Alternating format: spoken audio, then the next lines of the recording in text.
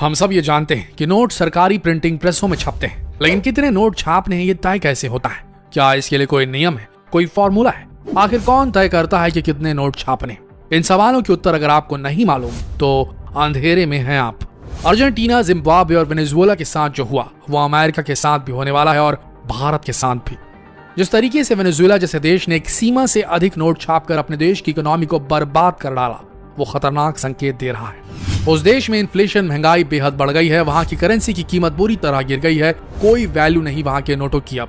और आप जानकर हैरान रह जाएंगे कि यही करतूत खुद अमेरिका ने भी की है 2008 और उसके बियॉन्ड, जिसका असर दुनिया के हर देश और भारत पे भी पड़ने वाला है, क्योंकि हर देश फंड रिजर्व के रूप में डॉलर ही जमा करता है। लेकिन दुख की बात है कि इस खबर को कोई भी मेन स्ट्रीम मीडिया दिखा ही नहीं रहा है। शायद इस खबर में उनके लिए इनफ सनसनी नहीं है। कितनी बड़ी आयरनी है, विडंबना है। जिन रुपयों को कमाने के लिए हम अपनी जिंदगी के एक बड़े हिस्से को दांव पे लगा देते हैं, हमें मालूम ही नहीं कि ये पूरा मॉनेटरी सिस्टम, पैसों का ये पूरा कारोबार कितने रिस्क में, खतरे की सीमा के बेहद ऊपर काम कर रहा है। ये बेहद गहरी बात है दोस्तों, और इसे समझने के लिए हमें मॉनेटरी सिस्टम को समझना पड़ेगा, ताकि इस बेहद बड़े लूप होल का पर्दाफाश हो सके, जिसकी एवज में सरकारें और सेंट्रल बैंक्स देश की जनता को अंधेरे में रख रहे हैं। आज से सैकड़ों साल पहले जब इंसानों ने चीजों को खरीदना बेचना शुरू किया, तो पैसों की जगह चीजों की अदला बदली हुआ करती थी। बार्टर सिस्टम, कमोडिटी के बदले कमोडिटी, चावल के बदले शहद।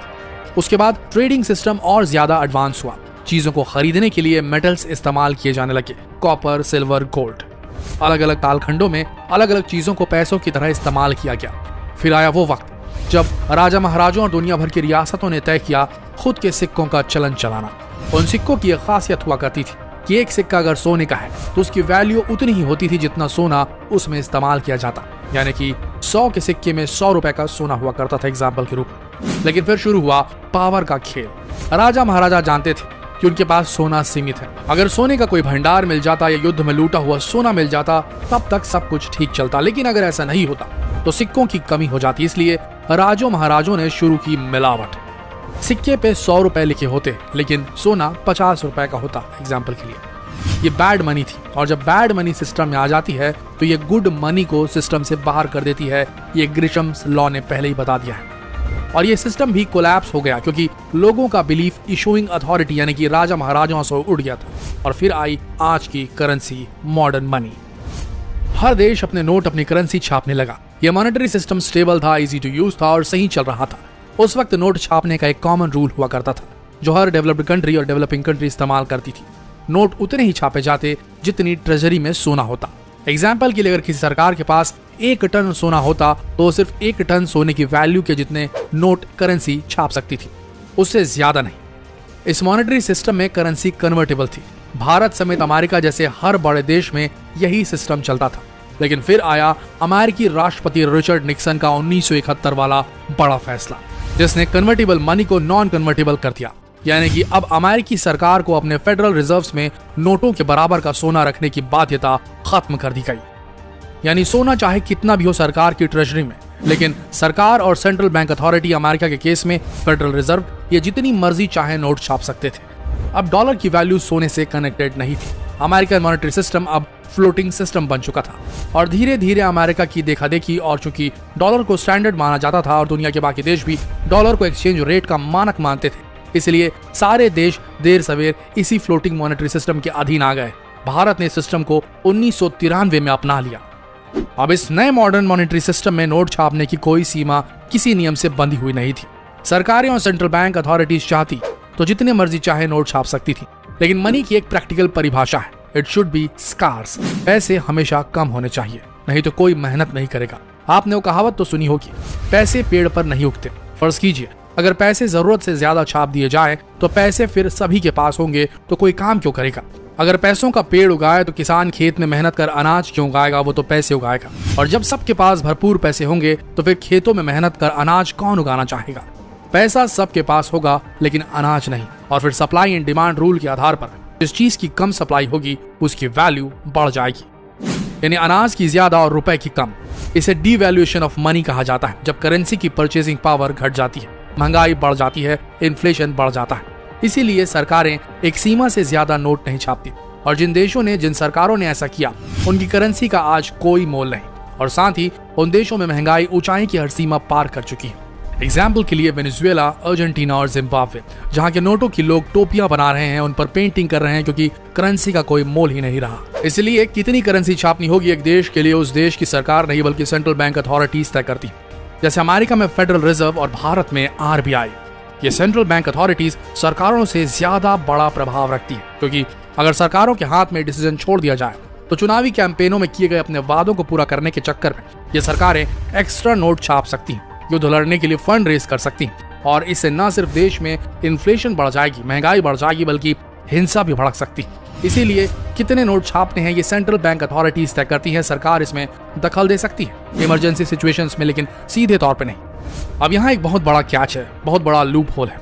जापान के सेंट्रल बैंक ने 1998 में एक अलग ही नियम डिवाइस किया, क्वांटिटेटिव ईजिंग, यानी कि देश में अगर मंदी हो तो सरकारें सेंट्रल बैंक अथॉरिटी के साथ मिलकर एक्स्ट्रा करेंसी छाप सकती हैं और इस पैसे को मार्केट में लोन के रूप में अवेलेबल कराया जा सकता है, जिससे इकोनॉमी में फिर से जान फूंकी जा सके और रिसेशन, मंदी से उबरने में हेल्प मिले। ऐसा जापान में हो भी चुका है। लेकिन क्वांटिटेटिव ईजिंग का एक बड़ा एग्जाम्पल 2008 में देखा गया, जिसका दुष्परिणाम हम आज तक भोगते आ रहे हैं। 2008 में आए ग्लोबल रिसेशन ने दुनिया की अर्थव्यवस्था की कमर तोड़ दी। अमेरिका ने भी घुटने टेक दिए, कई उद्योग बंद हो गए, करोड़ों लोगों की नौकरियां चली गई। उस वक्त अमेरिकी सरकार ने इतिहास की सबसे बड़ी क्वांटिटेटिव ईजिंग का नमूना पेश किया। $700 बिलियन की नई करेंसी छापी गई और उसे लोन पे देने के लिए अवेलेबल करा दिया गया। ये डॉलर की डिवैल्यूएशन की ओर पहला कदम था दोस्तों।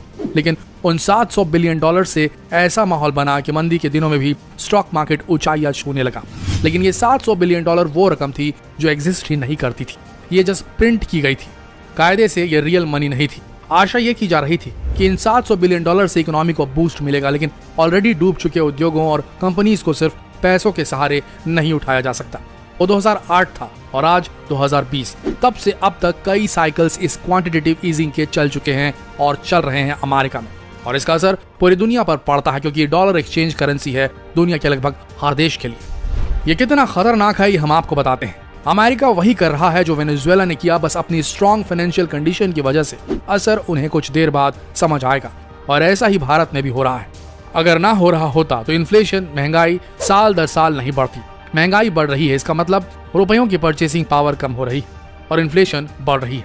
आपको वो राजा महाराजा के सिक्कों वाली बात तो याद है ना, जहां 100 रुपए के गोल्ड कॉइन में 100 रुपए की जगह 50 रुपए का गोल्ड डाला जाने लगा था। मंदी से उबरने के लिए छापे जाने वाले नए नोट भी उसी 100 रुपए के सिक्कों के समान माने जा सकते हैं, जिसमें गोल्ड सिर्फ 50 रुपए का है।